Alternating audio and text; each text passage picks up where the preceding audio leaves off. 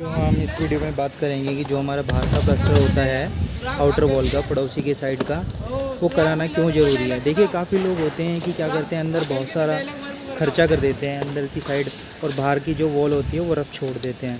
तो इससे प्रॉब्लम्स क्या आती है, हम इसके बारे में कुछ बात करेंगे। और हम इसमें बात करेंगे वीडियो में कि जो बाहर का प्लास्टर है वो क्यों कराना ज़रूरी है और किस तरीके से किया जाता है। तो चलिए शुरू करते हैं।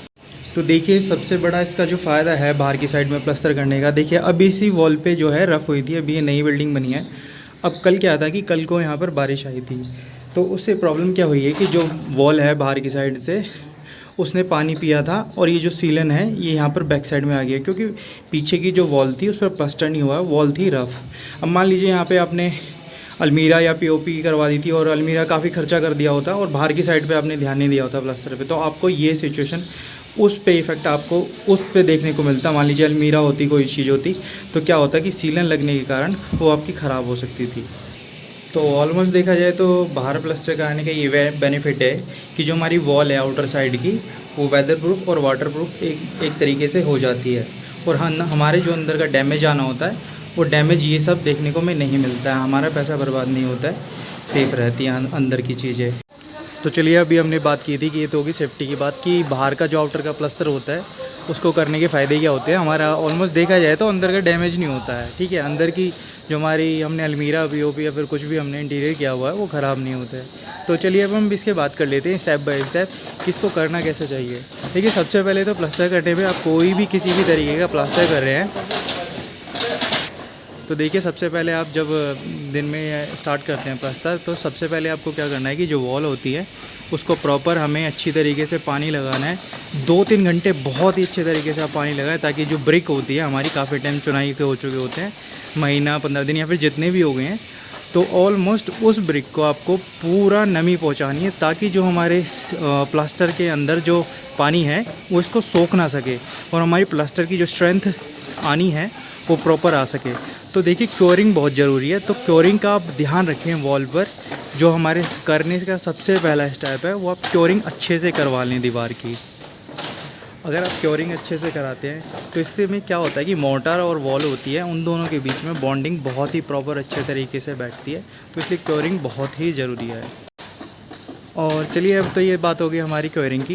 अब हम क्या करते हैं कि इस पे जैसे कि मान लीजिए वॉल है, ऊपर से लेके नीचे तक पूरी वॉल है, तो इसमें क्या होता है कि अंदर की साइड से तो हम सावल करके चलते हैं सारी वॉल में, बट जो हमारा बाहर का फेस होता है वो हम सावल नहीं कर पाते हैं, जिसकी वजह से वॉल की कुछ जो ईंटें हैं वो अंदर बाहर हो जाती हैं। तो उसके लिए प्रॉपर हमको करना क्या होता है कि जो हमारे मान लीजिए सबसे टॉप है और ये बॉटम है, तो एक बार हम ऊपर से नीचे सावल चेक कर लेते हैं। जो प्लम्ब बॉब होता है कि जहाँ पर ज़्यादा मार्जिन आ रहा है वहाँ पर हम कम से कम भी 15 mm तो लेके ही चलते हैं। देखिए आउटर का ये हिसाब होता है कि हम अंदर जो अंदर की हमारी वॉल होती हैं उन पे हम 12 mm प्लास्टर करते हैं, जो हमारी आउटर वॉल होती है उस पर 15 से 20 mm लेते हैं। देखिए 15 से 20 mm लेने का क्या है, बाहर देखिए कोई एक रेशो बराबर निकल के नहीं आती है, मतलब कि एक थिकनेस निकल के नहीं आती है, बिकॉज वॉल जो है अंदर और बाहर होती है, तो इस वजह से 15 से 20 mm का हम लेके चलते हैं।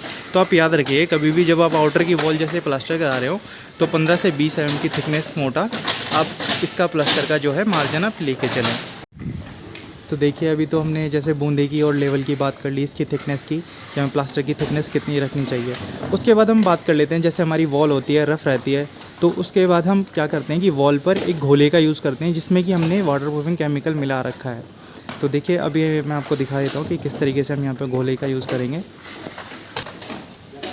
तो ये जो घोला होता है ये जो सीमेंट स्लरी होती है ये उसका बनाया जाता है।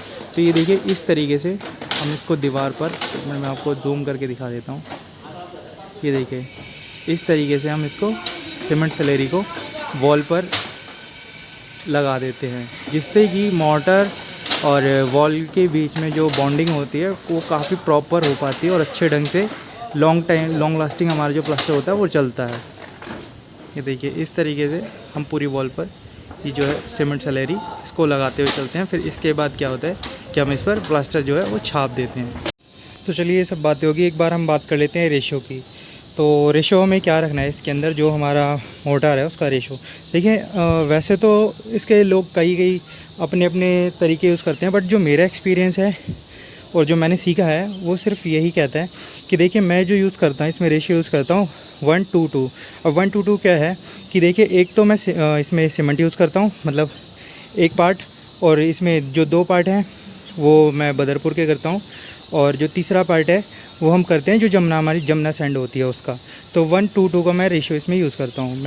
मैं एक बार आपको दिखा देता हूँ। देखिए ये जो डस्ट होता है हमारा, ये होता है, देखिए डस्ट होता है इस तरीके का, क्लैशर का जो होता है ये, और हमारा इसमें जो ये जमुना सैंड होती है, रेता, ये भी गीला होने की वजह से कुछ ऐसा हो गया है, तो ये हम इसको यूज़ करते हैं। इन दोनों को जो हम मिला लेते हैं उसके बाद हम क्या करते हैं कि इसमें जैसे कि मान लीजिए कोई पार्टिकल होते हैं मिट्टी के, तो हम उसको दूर करने के लिए क्या करते हैं, ये जो जाली होती है हम इस जाली का यूज़ करते हैं।